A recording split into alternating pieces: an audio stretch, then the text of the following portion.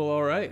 How's it going? So, it's been a rough week. This week, I came to the realization, a brutal realization, of how old I'm getting. I was taking my dog for a walk, and all of a sudden, with one just bad step, my whole week was ruined. I got this shooting pain in my back, and flash forward to the next 2 days, it was just like I was completely seized up. It was just horrible. Thankfully, I'm on the mend now, but I've got to be careful. I have to like bend over to pick up things incredibly slowly. It's like I'm living life in slow motion. But as I laid there motionless, just staring at the ceiling, I started thinking about all the old man tendencies that I've taken on over the last few years. So let me preface by saying I love old people. They don't give a fuck about anything. They say what they want, which is great. They tune out most of the world just because they really can't hear anything. They're on their own time schedule. It's really just, it's what I aspire to be in life. I think that will be peak happiness for me. And when I can be just a complete asshole and society just accepts it, I think that'll be great. You're just allowed to get away with whatever you want because, you know, you've made it this far. But at 28, I think I'm prematurely kind of getting ready for this amazing time in my life. So first, let's discuss my lifestyle choices. I love my boring domestic life. It's amazing. Every time after my fiance and I go out to meet up with some people, I can always count on her saying on the drive home, like, are we boring? And compared to other people, like, that are our age, we go out and socialize pretty rarely.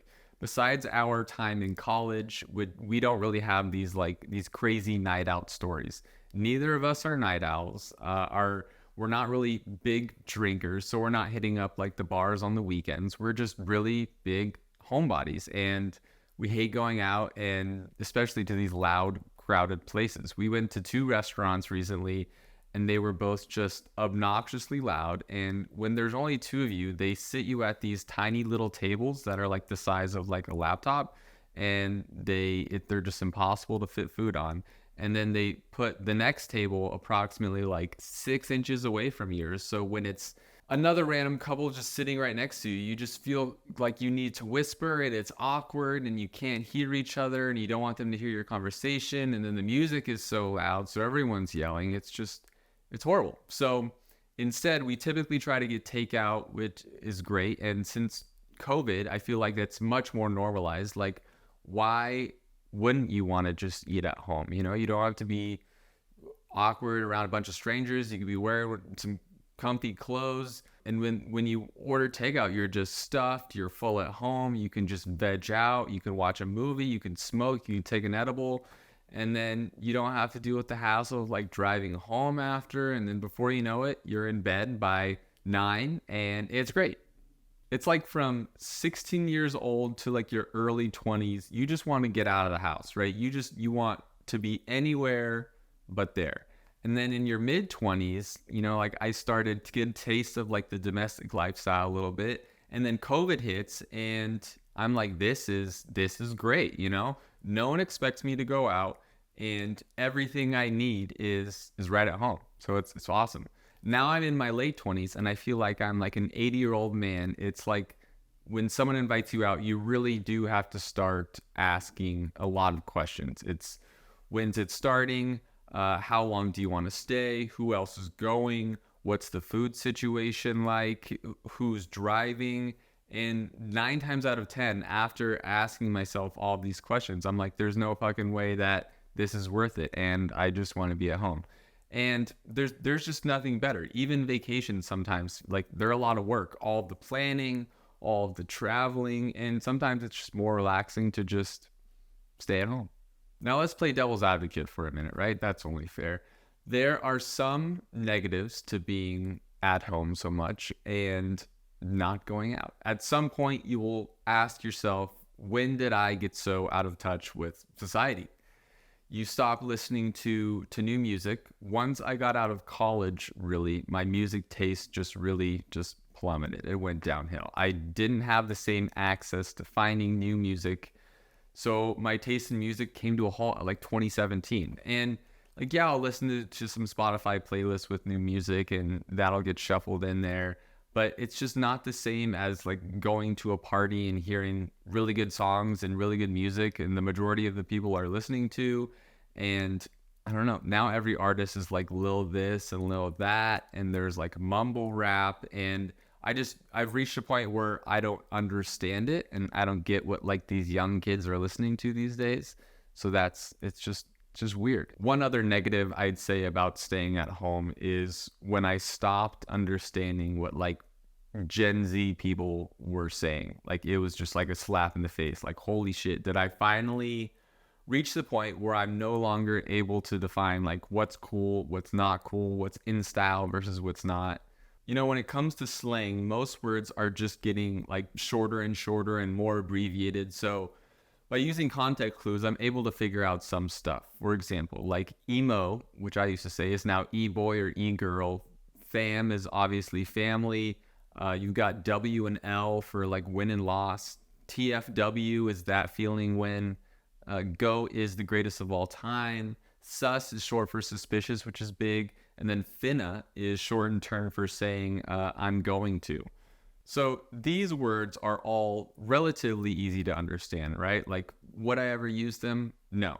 Eventually, I think we'll all just be like talking in emojis, which will be crazy. But some other words or sayings that I never heard before and don't really make sense to me are as follows. So there's stan, which I guess is a combo of stalker and fan, but one's bad and one's good. So I'm not really sure like how someone would use this to describe someone, or I guess it could be a verb. I don't know. I don't know how to use it.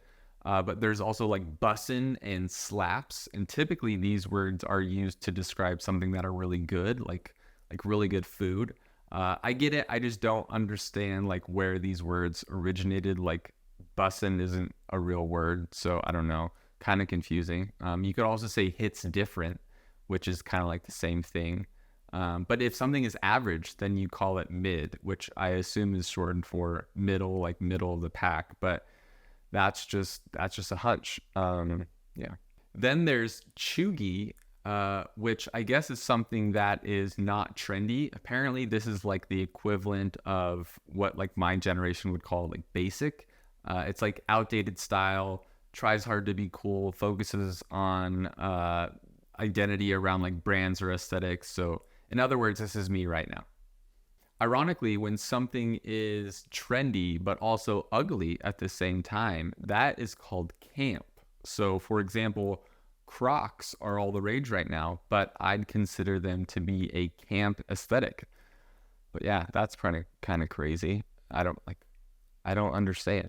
But now let's rapid fire through some of these because it's crazy. So there's like vibe check, bet, living rent free, sheesh, but you have to like point at your elbow, inside of your elbow, and do it in a high pitch. There's drip, riz, side eye. There's just a lot, right? And I don't understand it, and it takes me so much longer to process. It's like how these young kids are saying my brain isn't braining, you know. And when it comes to these words like or sayings, that's true for me. Brain's not braining, and I can't talk like this, you know. Most of the words I do hear, my fiance will just randomly like throw in a sentence and see if it sticks. She's much more like trendy, I guess, than I am. She'll say like she's on the verge of like a mentee B, which is a mental breakdown. She has called me Delulu, which is short for delusional. She's always like, it's giving blank energy or vibes. That's a big thing that the new generation is saying. Oh, there's dupe, which is short for duplicate. She says that a lot. She's always looking for skincare dupes.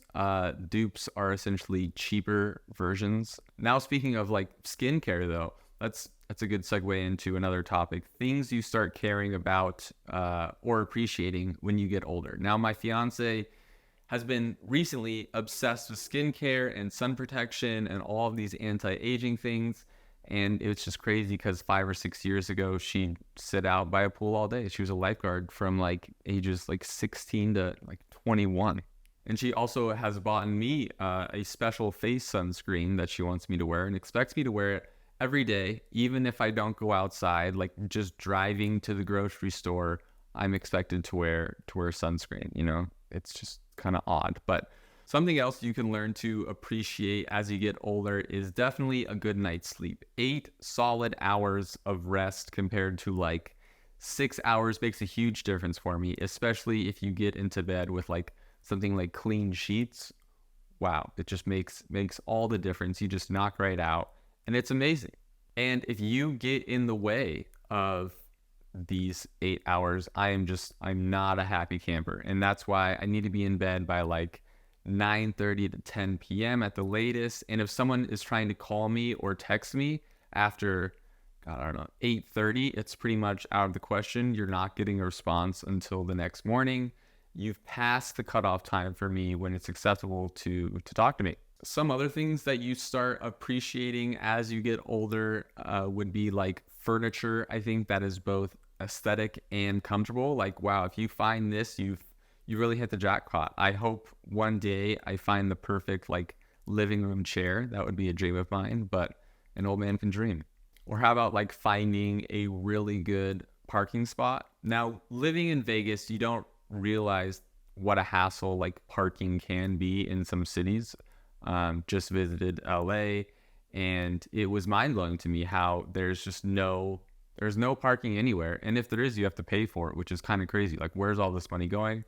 I don't know, but it adds up, you know. And you have to add in this extra time in planning of, I'm gonna have to look for parking, and I'm gonna have to walk, and all of this stuff, and it's crazy. But if you find a good parking spot, it can just like make or break the whole event. I think it can completely change your mood and outlook on the thing that you're out doing, which is incredible. Something else that I really appreciate is the feeling of getting a really good deal. That really excites me, like more than it probably should, I think. And one other thing that starts to change as you get older are the types of gifts you receive. You start getting pretty lackluster gifts for things like birthdays and holidays. But the weird part is you are actually like really excited about them and really like them. Like one year, my fiance got me a new electric toothbrush, and it was amazing. It was like the best gift ever, and I like felt like I just got out of the dentist. You know, it was a great gift, and I think it's just gifts that are really like serve like an everyday purpose are just great. You know, that's what you're looking for as you get older. You're looking for socks, undershirts, coffee beans. For me, are an amazing gift. I love getting new coffee. Going back to like skincare, like last year I got my fiance a bunch of skincare products that she wanted, and she was over the fucking moon about it. You know, it was like these little 6-ounce bottles, and that's all she wanted. God knows what they do, serums and whatnot, but I just grabbed them. Went into Ulta, which was an experience in itself for me. I just had no idea what the hell was going on in that store, but yeah, great gift. She liked it a lot. But anyways, I think that's all that I have for today, besides the aching pain in my back and my knees. I'm sure as I get older, I'm genuinely looking forward to getting old. I can't wait. I feel like with old age, I'm gonna find some nice, really enjoyable hobbies, keep to myself a lot, you know, make sure kids stay off my fucking lawn. Maybe I'll still be doing the podcast, which when I'm like 70, I'll be on episode like 3000.